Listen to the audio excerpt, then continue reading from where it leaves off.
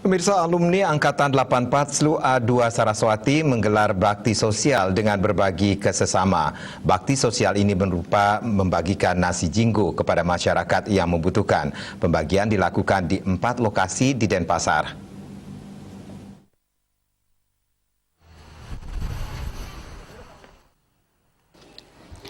Agus Wirawan, Koordinator Alumni SLU A284 Saraswati mengatakan, saat Bali menjalani PPKM level 3, jajaran alumni Angkatan 84 SLU A2 Saraswati terketuk hatinya untuk berbagi ke sesama.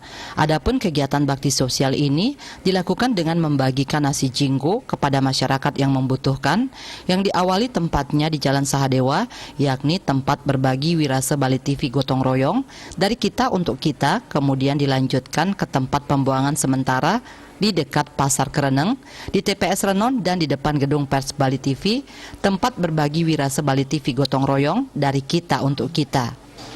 Aksi sosial ini diharapkan bermanfaat bagi yang membutuhkan. Jumlah nasi yang dibagikan sebanyak 300 bungkus nasi jinggo. Dana yang dihimpun dari donatur secara sukarela dari alumni Angkatan 84 SLU A2 Saraswati yang berjumlah 100 orang. Perwakilan dari alumni SLU A2 Saraswati. Adapun kegiatan bakti sosial ini kita lakukan karena dalam situasi pandemi ini di level 3 kita hanya bisa berbagi aja. Ya, kita mewakili teman-teman alumni 84 SLU A2 Saraswati. Hari ini dari sini kita akan membagi nasi bungkus yang ada di sini. Semoga apa yang kami lakukan ini bisa bermanfaat bagi yang memerlukannya. Di samping membagikan nasi jinggo, mereka juga mengedukasi masyarakat untuk taat menerapkan protokol kesehatan.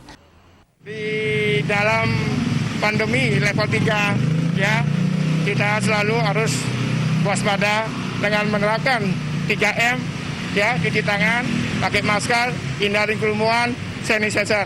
Ya, Indonesia bebas COVID, kita sehat, ekonomi bangkit. Semangat. Aksi sosial ini disambut antusias oleh penerima nasi jinggo Ide Bagus Dakse.